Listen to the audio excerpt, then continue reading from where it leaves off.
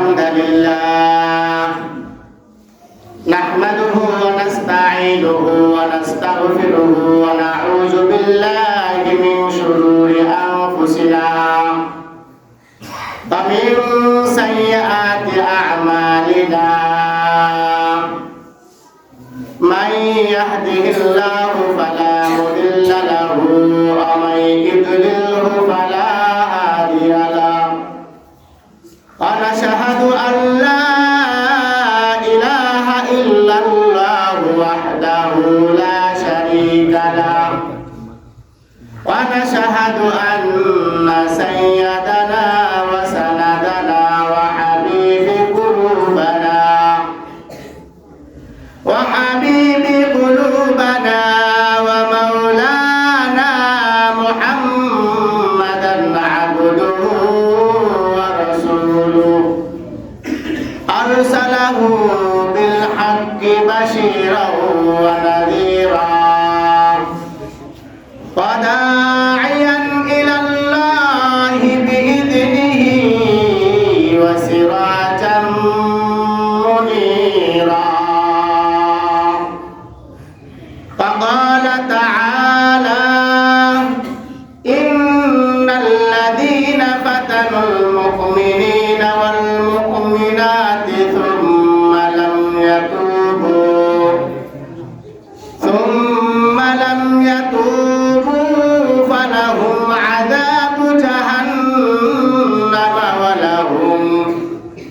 عذاب جهنم ولهم عذاب الحريق إن الذين آمنوا وعملوا الصالحات لهم جنات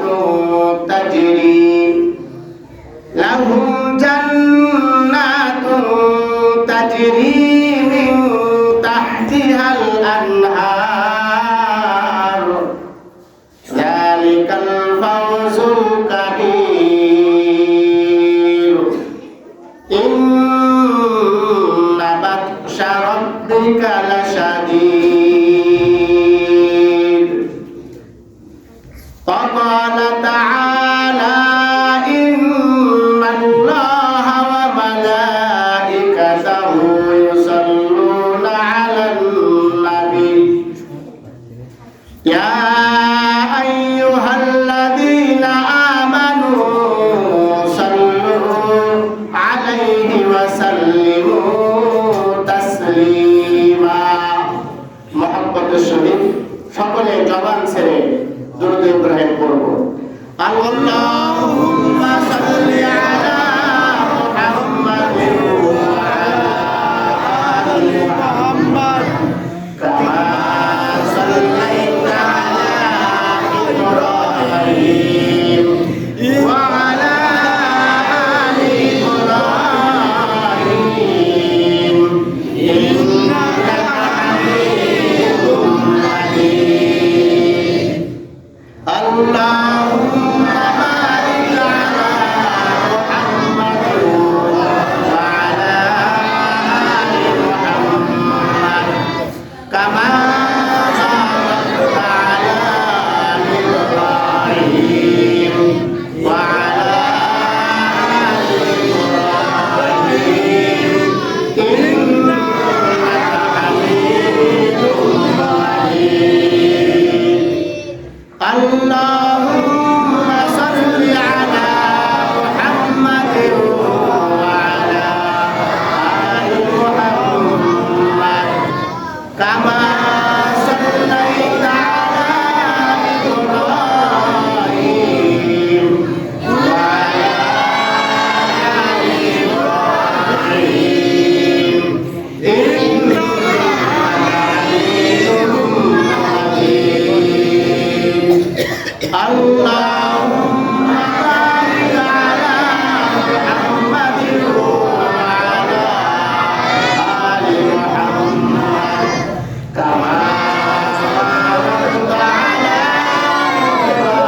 إبراهيم وعلى آل إبراهيم إنك حميد بلغ العلا بكماله كشف الدجى بجماله حسنت جميع خصاله صلوا عليه وآله بلغ العلا بكماله كشف الدجى بجماله حسنت جميع خصاله صلوا عليه وآله لا إله إلا الله لا إله إلا الله لا إله إلا الله لا إله إلا الله لا إله إلا الله لا إله إلا الله لا إله إلا الله لا إله إلا الله لا إله إلا الله لا إله إلا الله لا إله إلا الله لا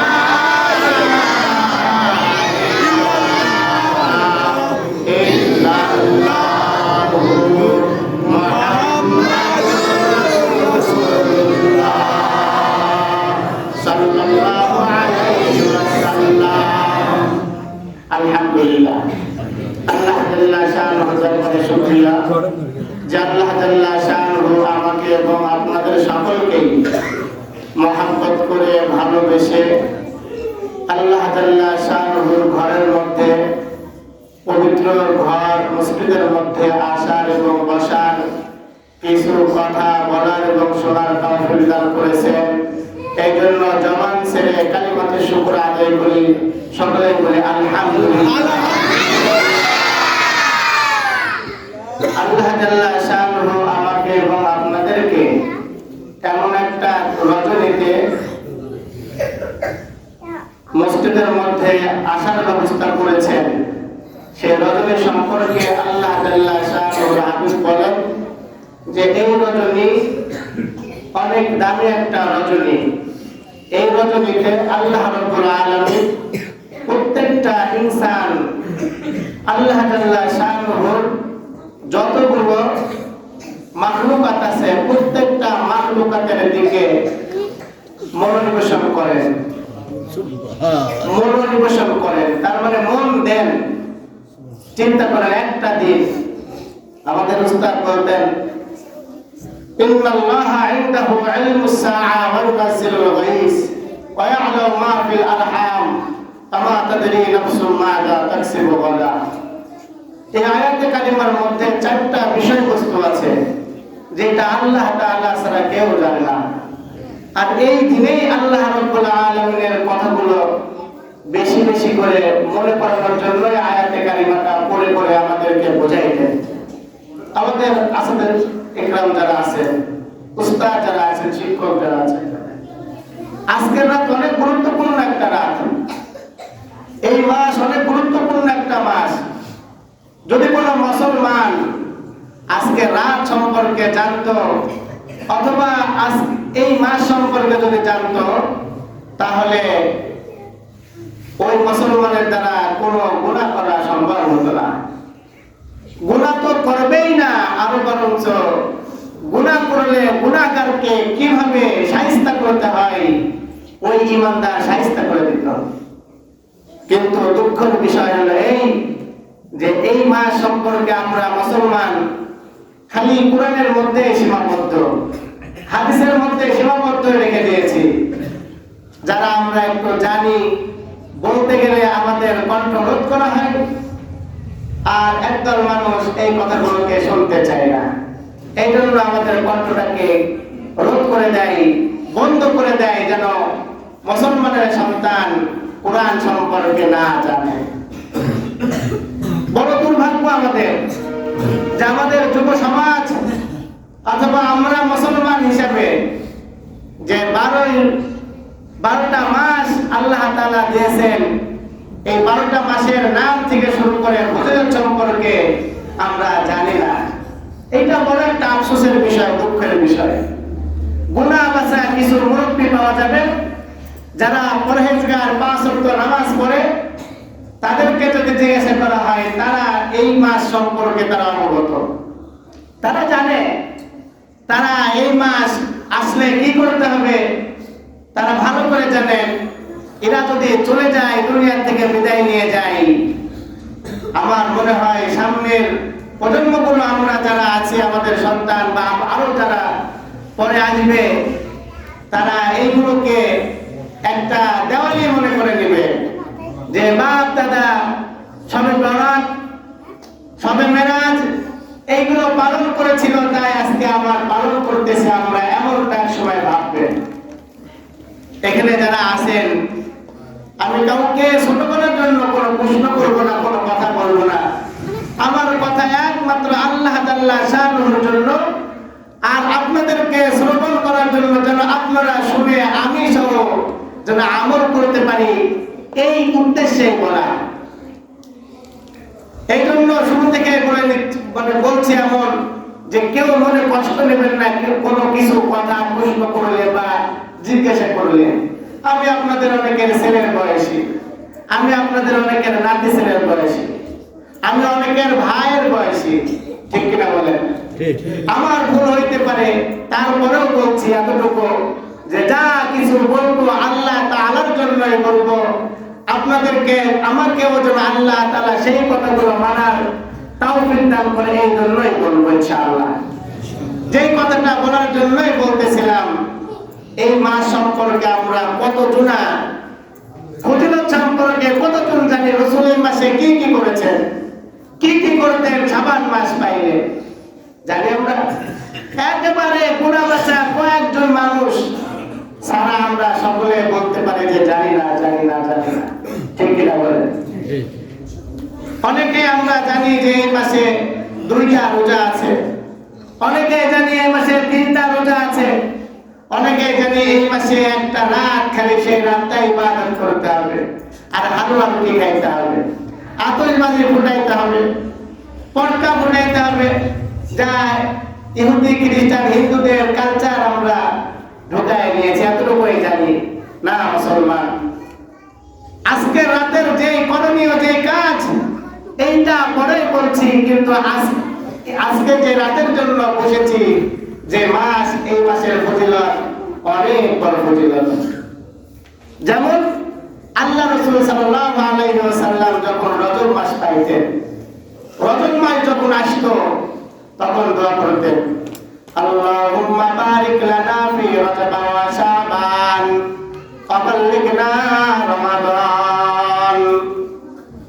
আমার আপনার দয়ার নবী মুহাম্মদুর রাসূলুল্লাহ সাল্লাল্লাহু আলাইহি ওয়াসাল্লাম যখন রজব মাস পাইতেন, আল্লাহ তাআলা শানুর কাছে দরখাস্ত করতেন, ও রব্বে কারীম, আমি আপনার দোস্ত হইতে পারি, বন্ধু হইতে পারি, কিন্তু আপনি আর আমার মধ্যে পার্থক্য অনেক। আপনি লা শারীক, আপনার কোনো শরীক নাই, কিন্তু আমার শরীক আছে। আপনার বাবা নাই, আমার বাবা আছে। আপনার মা নাই, আমার মা আছে। আপনি কাউকে জন্ম দেন নাই, কিন্তু আমি জন্ম দিয়েছি। ও রব্বে কারীম, আমি আল্লাহ রাব্বুল আলামিন, আপনি, আপনার সঙ্গে আমার পার্থক্য অনেক। আপনি আমার মালিক, আমি আপনার বান্দা, আপনার দোস্ত, বন্ধু। আপনি সব কিছু কোরআনের মধ্যে দিয়ে দিয়েছেন, কিন্তু 5টা জিনিস, 4টা জিনিস আপনি দেন নাই। এই বিষয়টা আমি মুহাম্মদ জানি না। যদি জানতাম তাহলে আমি এই দোয়াগুলো করতাম না, এইগুলো করতাম না। আল্লাহ রাব্বুল আলামিনের কাছে দরখাস্ত করেন, আল্লাহুম্মা বারিক লানা ফি রজব ওয়া শাবান ওয়া বাল্লিগনা রমাদান। ও আমার দোস্ত, ও আমার পরওয়ারদিগারে আলম, ও আমার আল্লাহ, আমি তো জানি না আমার মাউত কবে হবে, রজব মাস যখন আমাকে হায়াত দিয়েছেন, রজব মাস পর্যন্ত যখন আমার হায়াতটা দিয়েছেন, আপনার কুদরতে পাটা জড়ায় ধরে বলি, আল্লাহ আমাকে শাবান মাসের বরকতটা দান করেন, রমজান মাসের বরকত দান করেন, রজব শাবান রমজান মাস পর্যন্ত আমার হায়াতে তৈয়বা বানায়া দেন। এই বলে বলে আমার আপনার দয়ার নবী মুহাম্মদুর রাসূলুল্লাহ সাল্লাল্লাহু আলাইহি ওয়াসাল্লাম সব সময় দোয়া করতেন। সুবহানাল্লাহ, সুবহানাল্লাহ। এই দোয়াটা কয়টা করে এখন আমরা, বরঞ্চ দোয়া যখন আমরা করি আমাদের বিরোধিতা করে একদল মানুষ, কি নিয়ে? সিগা নিয়ে, কি নিয়ে? কাল নিয়ে, পাত্র নিয়ে। আরে দোস্ত আর বুজুর্গ, রাসূলের তো সুন্নাত যে এই দোয়াটা সর্বদা করা আমাদের দরকার, এটা সুন্নাত।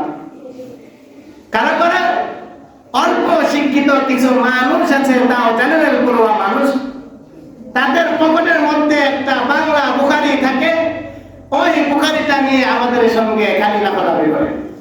তার জন্য আমি নিজেই এই বছরে, গত বছরেও আমি পড়তে পারি নাই, বাধা সৃষ্টি করেছে, আমাকে বাধা সৃষ্টি করেছে যে কোন পাইছেন এই দোয়াটা, কোথায় পেয়েছেন যে রাসূল সাল্লাল্লাহু আলাইহি ওয়াসাল্লাম রজব মাস আসলে দোয়া করতেন। আরে আল্লাহ রাব্বুল আলামিনের হাবিব বলেছেন, আমরা তো কিতাবে পড়েছি, ডকুমেন্টস দিয়েছে, তারপরেও তারা মেনে নিতে চায় না। মনের দুঃখে, মনের কষ্টে একে একে মনে মনে করি। আপনারাও মনে মনে করেন, সমস্যা নাই, কারণ আমাদের তো একটু সমস্যা, তাই আমরা বলতে পারি না অনেক কথা, কিন্তু আপনাদের তো সমস্যা নাই, সমস্যা আছে নেই। আপনারা যদি রাসূলের সুন্নাতটা প্রতিটা ওয়াক্তে রজব মাস পাওয়ার পরে যদি পড়েন, আল্লাহুম্মা বারিক লানা ফি রজব ওয়া শাবান ওয়া বাল্লিগনা রমাদান, আপনাদের সাথে কেউ পারবে না এর প্রতিবাদ করে, ঠিক কিনা বলেন? যত পারে খালি মোল্লা মৌলবীর সাথে, কারণ মোল্লা মৌলবী তো ব্যাকআপ দেওয়ার মতন কিছু নেই, তাই তো মোল্লা মৌলবীকে যা ইচ্ছা বলে পার পেয়ে যায়। আরে এখন তো পার পাচ্ছেন, পার পাবেন কাল কিয়ামতের ময়দানে। আমার আল্লাহ জাল্লা শানুহু আল উলামা ওয়ারাসাতুল আম্বিয়া, উলামাদের পক্ষে নবী আলাইহিস সালাম উলামাদের পক্ষে দাঁড়ায়, আপনাদের যারা উলামাদের বিরোধিতা করে তাদের বিপক্ষে দাঁড়ায় যাবে। আমরা ওই দিনের অপেক্ষায় আছি। এজন্য আমরা অনেক সময় অনেক কাজ করতে পারি না, কিন্তু আপনারা তো করতে পারেন, ঠিক কিনা বলেন? পারেন না? তাহলে এই দোয়া আমরা আজ থেকে শুরু করে দেব ইনশাআল্লাহ।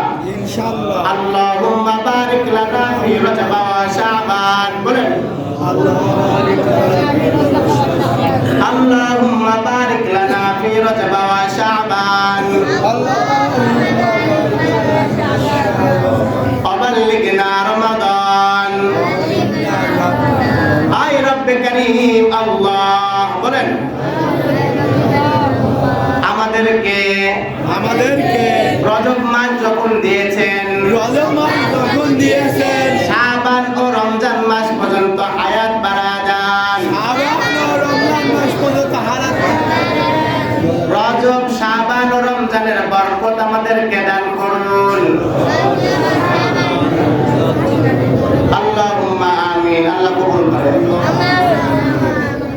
এই দোয়া রাসূল করতেন, আর আমাদের করতে সমস্যা কোথায়? আমাদের সমস্যা হলো আমাদের ঈমানটা নষ্ট হয়ে গিয়েছে, তাই আমাদের সমস্যা, আমরা করতে পারি না। পরবর্তী ইনশাআল্লাহ, ইনশাআল্লাহ আল্লাহ রাসূল সাল্লাল্লাহু আলাইহি ওয়াসাল্লাম রজব মাস পাইলেই দোয়া করতেন, আর শাবান মাস আসলে আল্লাহ রাসূল সাল্লাল্লাহু আলাইহি ওয়াসাল্লাম বেশি থেকে বেশি কি করতেন? এমন ভাবে কান্না করতেন, দোয়া করতেন, এত পরিমাণ আল্লাহ রাসূল সাল্লাল্লাহু আলাইহি ওয়াসাল্লাম ইবাদত বন্দেগী করতেন। আম্মা জান আয়েশা সিদ্দিকা রাদিয়াল্লাহু তাআলা আনহা বলেন, আমার মনে না থাকলেও আমি রাসূলের আমলের কারণে টের পেয়ে যাই যে এইটা শাবান মাস। চিন্তা করেন, আম্মা জান কি বলতেছেন যে রাসূলের এত ইবাদত, এত বেশি ইবাদত, অন্য মাসে রাসূল এত ইবাদত করেন না। যখনই আমি দেখি যে রাসূলের ইবাদত বেশি, তখন আমি ধরে নিই যে এইটা হলো শাবান মাস। এই হাদিসটা বর্ণনা করতেছেন হযরত মুআয ইবনে জাবাল রাদিয়াল্লাহু তাআলা আনহু বর্ণনা করেন। আবার হযরত আয়েশা রাদিয়াল্লাহু তাআলা আনহা বর্ণনা করেন যে এই রাতে রাসূল সাল্লাল্লাহু আলাইহি ওয়াসাল্লাম এত পরিমাণে ইবাদত করতেন। আর আমাদের মুসলমান আমরা ইবাদতের জায়গায় আমরা কি করি? খালি গুনাহের কাজ করি। আজকে অনেকগুলো পয়েন্ট আগে বলে দিই, এই রাতে যারা ক্ষমা পাবে না তাদের একটা তালিকা করা আছে, কারা কারা ক্ষমা পাবে না এই রাতে। আবার এই দিনে যা কিছু করা হারাম, এই শবে বরাত উপলক্ষে কি কি কাজ করা হারাম নিষেধ সেই বিষয় হবে। এবং আমরা 4 শ্রেণীতে বিভক্ত আছি, এই বিষয়গুলো আলোচনা করা হবে ইনশাআল্লাহ। আর আয়াতে কারিমা যা পড়েছি তা তো হবেই, এইগুলো তো হবে, এর সঙ্গে এইগুলো আছে। তাহলে যে কথাই ছিলাম, রাসূল সাল্লাল্লাহু আলাইহি ওয়াসাল্লাম এই যখন শাবান মাস পাইতেন তখন কেমন ইবাদত করতেন আমরা একটু জেনে নিই।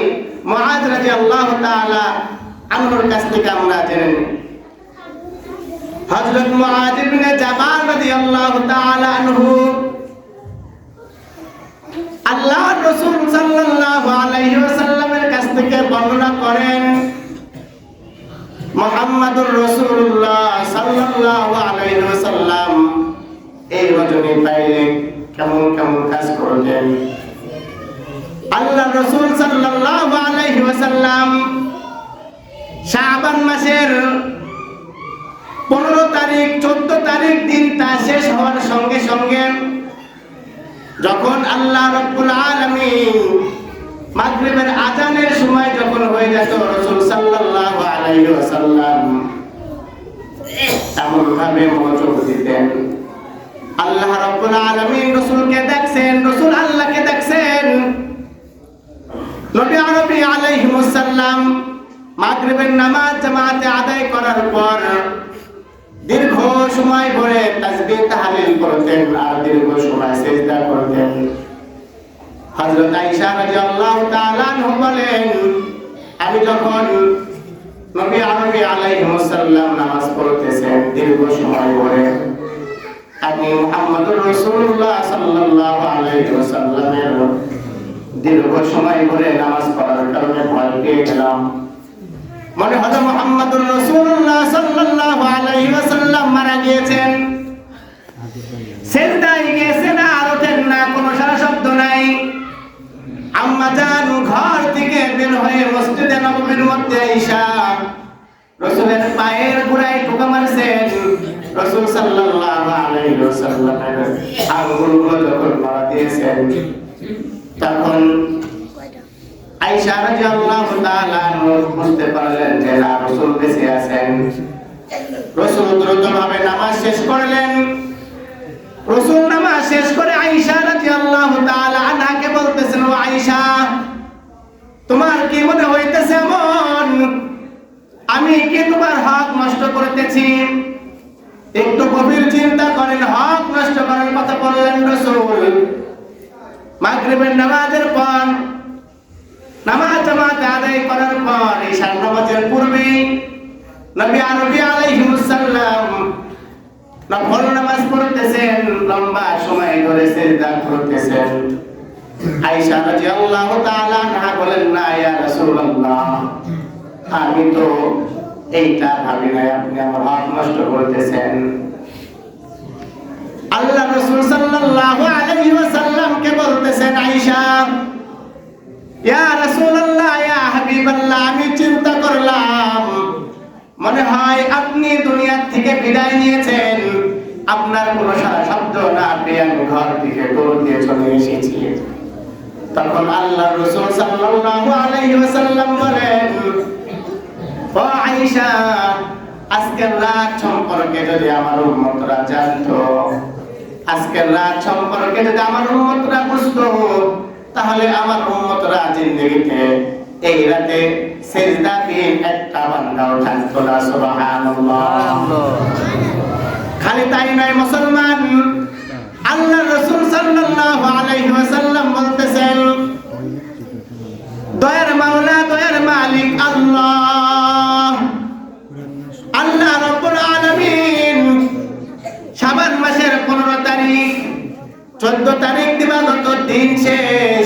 সন্ধ্যার সময় থেকে আল্লাহ রাব্বুল আলামিন প্রথম আসমানে চলে আসেন।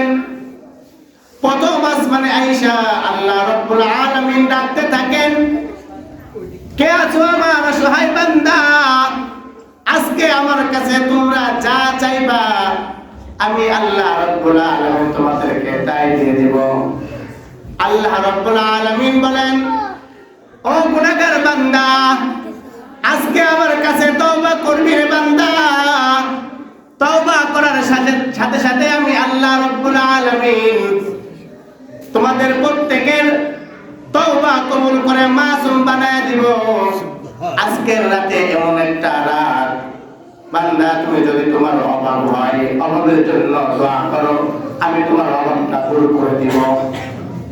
আল্লাহ রাব্বুল আলামিন বলেন, বান্দা কে আছো ঋণগ্রস্ত?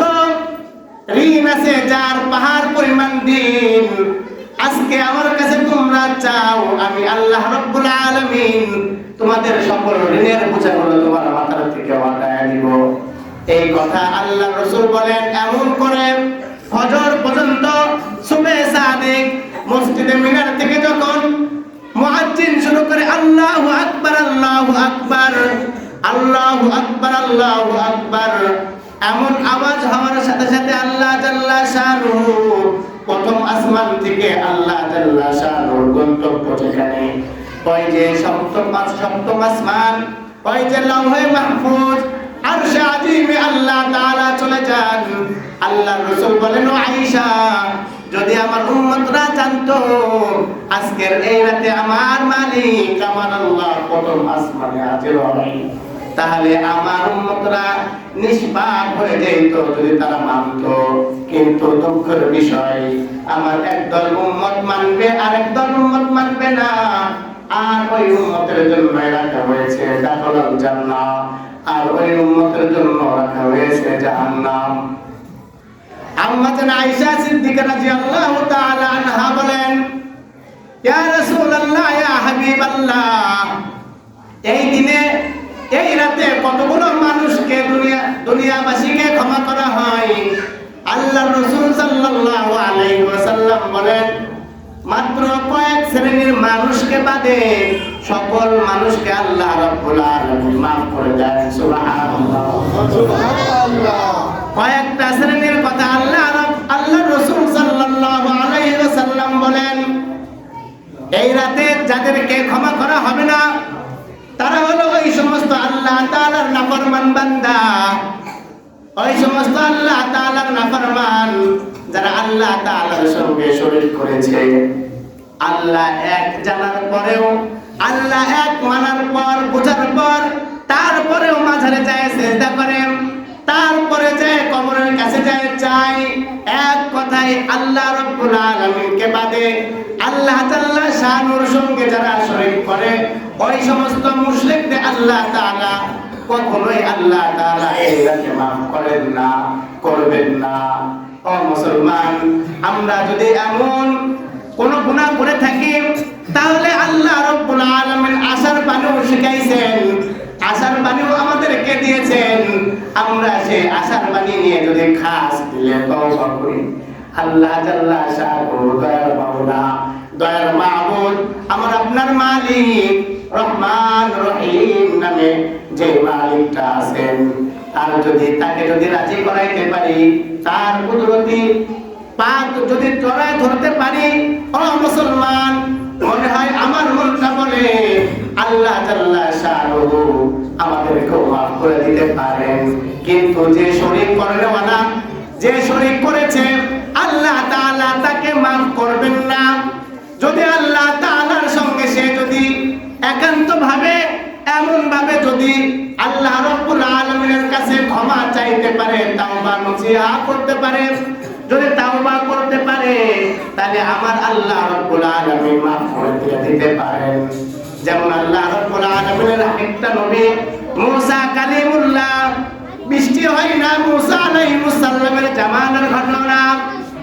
মুসা পয়গম্বর দলবল নিয়ে চলে গিয়েছেন ময়দানে, সালাতুল ইস্তিসকার নামাজ পড়তেছেন।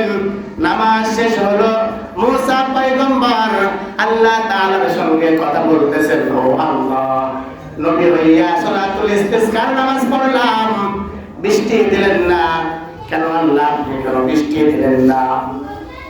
আল্লাহ রাব্বুল আলামিন মুসা পয়গম্বরকে বলতেছেন, ও মুসা, সালাতুল ইস্তিসকার নামাজ পড়াও লাগবে না, দোয়াও করাও লাগবে না। তোমার জামাতের মধ্যে একটা নাফরমান আছে, কম বক্তা আছে, আমি তাকেও পছন্দ করি। যাকে দেখলে আমার রাগ হয়, নাফরমান বান্দা, তাকে আমি 60টা বছর দিয়েছি, 70টা বছর দিয়েছি, একটা দিন আমাকে আল্লাহ বলে ডাকে না, এমন নাফরমান একটা বান্দা আছে। একটা দিন আমার কুদরতি পায়ে সিজদা দেই না, এমন একটা নাফরমান আছে। ওই নাফরমান, এমন নাফরমান আমার সঙ্গে শিরক করে, আজকে সালাতুল ইস্তিসকার নামাজের মধ্যে ঢুকেছে। ও মুসা, তুমি এলান করো, যদি ওই নাফরমান যদি না যায়, আমি আল্লাহ রাব্বুল আলামিন বৃষ্টি দিব না। মুসা পয়গম্বর উপরে পাহাড়ের উপরে, পাহাড়ের চূড়ায় দাঁড়াইয়া বলতে চাই, জামাতের সাথীরা, আজকে আমি সালাতুল ইস্তিসকার নামাজ পড়লাম, এখনো বৃষ্টি দিল না। আল্লাহ তাআলা বললেন, এই জামাতের মধ্যে একজন নাফরমান আছে, যে নাফরমানকে আল্লাহ তাআলা পছন্দ করেন না, আল্লাহ রাব্বুল আলামিন তাকে অপছন্দ করেন। আল্লাহ তাআলা নিজে বলেছেন, নাফরমানকে যদি মজলিস থেকে যদি তাড়ায় না দাও, যতই তুমি দোয়া করো আর সালাতুল ইস্তিসকার নামাজ পড়ো, আমি আল্লাহ বারিশ বৃষ্টি দিব না। মুসা পয়গম্বর আল্লাহ রাব্বুল আলামিনের কথাগুলো বলতেছেন, এই নাফরমান পাপিষ্ঠ, আমি আল্লাহ রাব্বুল আলামিনের কাছ থেকে তোমার নাম জেনে বের করে দেওয়ার পূর্বে তুমি নিজের ইচ্ছায় এই মজলিস থেকে চলে যাও, তোমার জন্য আল্লাহ রাব্বুল আলামিন বারিশ বৃষ্টি বন্ধ করে দিয়েছেন। এই কথাটা বলার সাথে সাথে মুসা পয়গম্বর একবার ডানে তাকাই, একবার বামে তাকাই, মজলিস থেকে কোনো মানুষ উঠে যায় কিনা। দেখে যে ডানের থেকে কেউ উঠলো না, বামের থেকে উঠলো না, সামনের থেকে কেউ উঠলো না। আসমানের দিকে তাকানোর সাথে সাথে দেখেন আল্লাহ সুবহানাহু ওয়া তাআলা বৃষ্টি দান করেছেন। মুসা পয়গম্বর আল্লাহকে ডাক দিয়ে বলেন, হে রব্বে কারীম আল্লাহ, আমাকে আবার দ্বিতীয়বার তুমি ছোটা বানায় দিলা, মিথ্যাবাদী বানায় দিলা। প্রথমবার নবী মুসা নবী হইয়া ইস্তিসকার নামাজ পড়লাম, বৃষ্টি দিলা না। আবার এখন আপনার কথায় আমি এলান করলাম, কিন্তু এলান করার পরেও কোনো মানুষ গেল না, তারপর আপনি বৃষ্টি দান করলেন। আল্লাহ রাব্বুল আলামিন বলতেছেন, ও মুসা পয়গম্বর, আমি তো দয়ার মাওলা, আমি তো দয়ার মালিক আল্লাহ।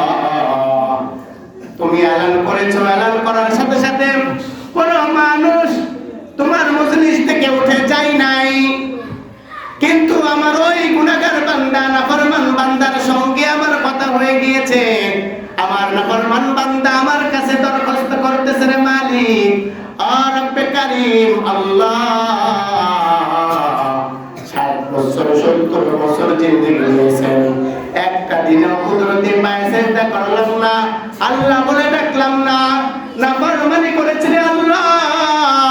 এই ভরা মজলিসের মধ্যে যদি আজকে এখন আমাকে যদি বের যদি করে যদি পাঠায়া দাও, বের যদি করে দাও রে আল্লাহ, আমার মতন গুনাহগার, আমার মতন পাপিষ্ঠকে দেখে মানুষ আর কেউ সম্মান করবে না, সালাম দিবে না, কেউ ভালোবাসবে না। এই অপমান তো আমি সহ্য করতে পারবো না রে আল্লাহ। আমাকে আপনি আপনার ওই রহমান, ওই রহিম, আপনি যে দয়ালু, আপনার গফফার নামের ছেলে, আপনি আমাকে মাফ করে দেন। আজ থেকে তওবা করতেছি রে মালিক আল্লাহ, জিন্দেগিতে আর কোনোদিন গুনার কাজ করব না। এই কথা বলে বলে চোখের পানি মজলিসের মধ্যে ওই নাফরমান বান্দা যখন ফেলাইতেছে, আমার আপনার দয়ার মাওলা, আমার আপনার দয়ার মালিক আল্লাহ আর বসে থাকতে পারেন নাই। যার কারণে বৃষ্টি বন্ধ করেছিলেন, তার তওবার কারণে আমার আপনার রব্বে কারীম আল্লাহ আসমান থেকে বারিশ বৃষ্টি দান করলেন। মুসা পয়গম্বরকে বুঝান, ও মুসা, যার জন্য বৃষ্টি বন্ধ করে দিয়েছিলাম, তার তাওবার কারণে আমি আল্লাহ রাব্বুল আলামিন আমি তার কারণে আবার বৃষ্টি দান করলাম। সুবহানাল্লাহ সুবহানাল্লাহ। আমি এই আয়াতে কারিমার এই আজকের যেই এক শ্রেণীর মানুষদেরকে মাফ করা হবে না, আমি খালি ওই তাওবা মুসা পয়গম্বরের ঘটনার দিকে তাকিয়ে আছি। ওই নাফরমানকে যদি আল্লাহ মাফ করতে পারেন, আমি আপনি যদি খাস করে যদি আজকে তওবা করি, এরকম যদি শিরকের গুনাহ যদি করে থাকি, বলেন তো ভাই আমার আপনার মালিক মাফ করতে পারে কি পারে না? পারে। এই জন্য আজকে তাওবা নসুহা হবে এমন, আজকের এমন ভাবে তওবা করব যেন জিন্দেগীর গুনাহগুলো আল্লাহ তাআলার কাছে ক্ষমা করায় নিয়ে মাসুম হয়ে আমরা এই মসজিদ থেকে বের হব ইনশাআল্লাহ। ইনশাআল্লাহ।